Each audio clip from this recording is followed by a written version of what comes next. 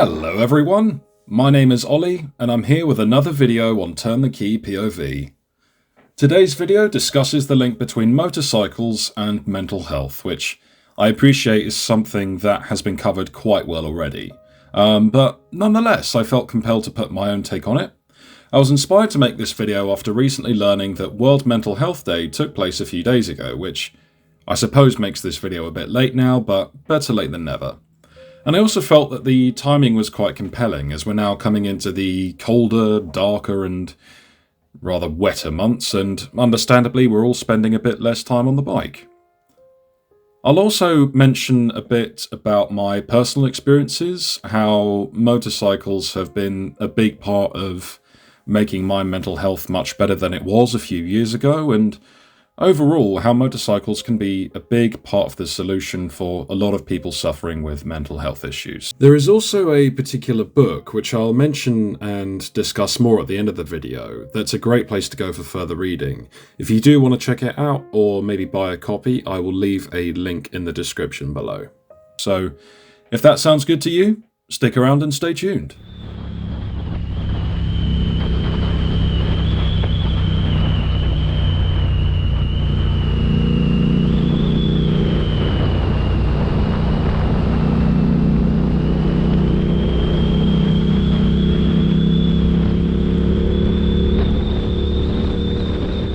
My experience with motorcycles started in May 2016 when I bought a humble little Honda CBF 125. At the time I wasn't old enough to have a bigger bike license, so that's where I had to start. I guess in the grander scheme of things it was a pretty boring option, but it was cheap, reliable, and as my first experience on two wheels, it felt a lot faster and more exciting than it actually was. Pretty much all of my spare time was spent with this bike, and the experience of feeling so connected with the bike and the present moment was enough to get me out of bed at 5:30 AM on a Sunday morning, at first light, ready to charge around the country lanes where I lived, because it was so unlike any other experience I had had before. Fast forward a couple of years, and now being old enough to have a bigger license, I'd found myself travelling solo through Europe on a trusty Honda CB500X, affectionately named Donkey. I didn't fully appreciate it at the time, but this bike was taking me through a life-changing experience, both in terms of the places I was going and the friends I was making along the way. Shortly before my trip, I'd begun to make a few friends at home too. I'm pleased to report that I still keep in touch with them today. Another couple of years after that, and somehow managing to time things with the pandemic, I decided to take the tests for my full license. And after quite literally putting my foot in it and failing my first attempt, I finally felt like a proper biker when I got my full license. It felt like so many possibilities and potential experiences were opened up, and this was an important personal victory at the time with everything going on around the pandemic, and the general fear and isolation that came with it.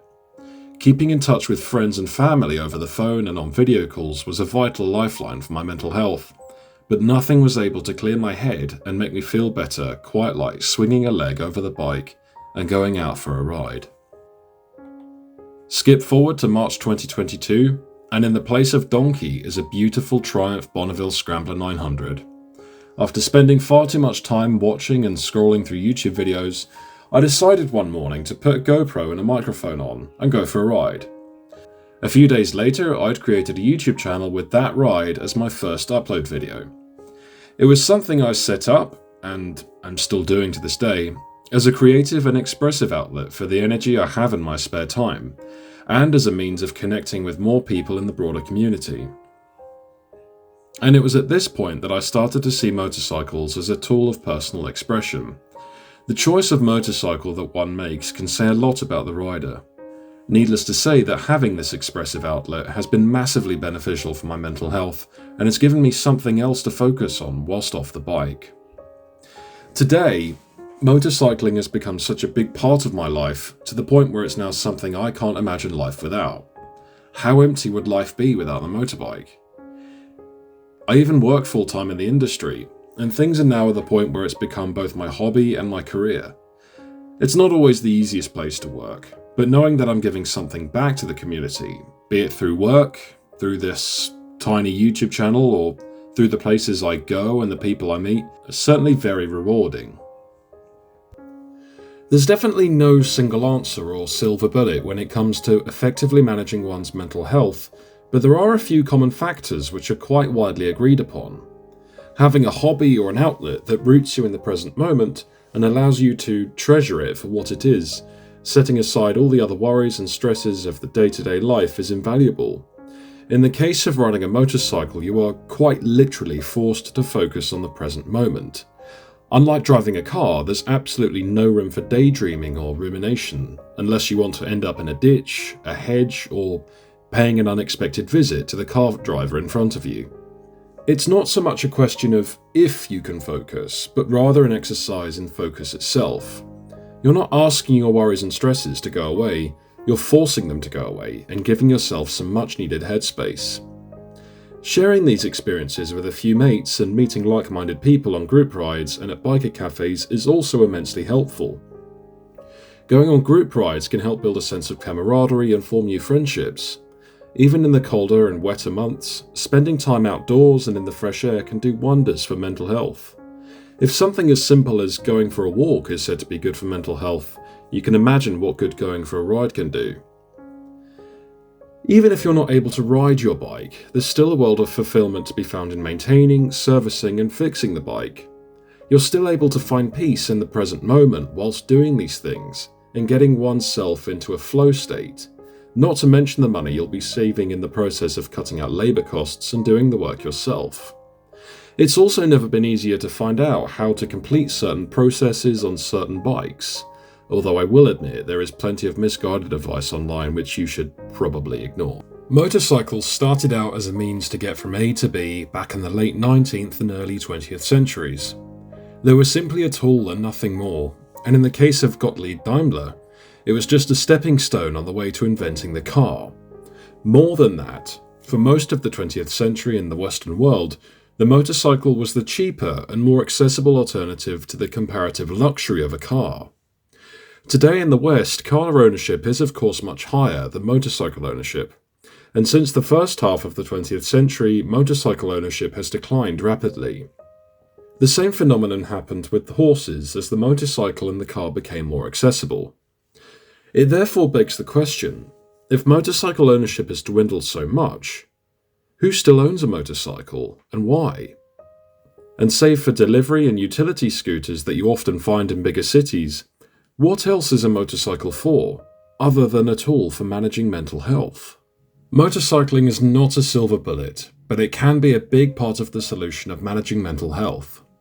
Ownership of motorcycles has generally dwindled over the past few decades, and therefore the only ones that still own a motorcycle are those who find a genuine interest in them, who are able to use them as a tool to be in the present moment. Today the industry is at a point where we have many different genres of motorcycles, and therefore different ways of being in the present moment. As an aside, whilst I greatly appreciate other videos that have been made on this topic, I find it curious to discuss mental health as if it were a part of or a section of motorcycling, when actually it could be argued that it's the single biggest factor supporting motorcycles as a hobby. One of the aims for me creating so many POV videos on this channel has been to capture this present moment on camera for the world to see, and I hope that in creating these videos it helps to provide some level of comfort to others who are looking for it. The fact that information is also so easily accessible and communication is so much quicker does create a lot of stresses and anxieties in modern life, as we all know. But it does also mean that by the same token, there are a lot more opportunities to resolve and manage the stresses in question. Thank you so much for watching this video. Be sure to give the video a like and subscribe to the channel if you enjoyed watching, and be sure to let me know your thoughts down in the comments below. I'm currently trying out a few different video formats on the channel, so if you do enjoy watching my content, be sure to let me know. There is also quite a compelling book on the subject of motorcycles and mental health, put together by a friend of mine, which I will leave a link for down in the description below. It's called Winter Rider, and it's a collection of over 60 portraits of those who also use motorcycles as a tool for managing mental health. It's a great resource if you're interested in some further reading, all proceeds of which go to charity. Once again, thank you very much for watching. My name is Ollie, and I hope to see you in the next video. Until then, ciao ciao for now.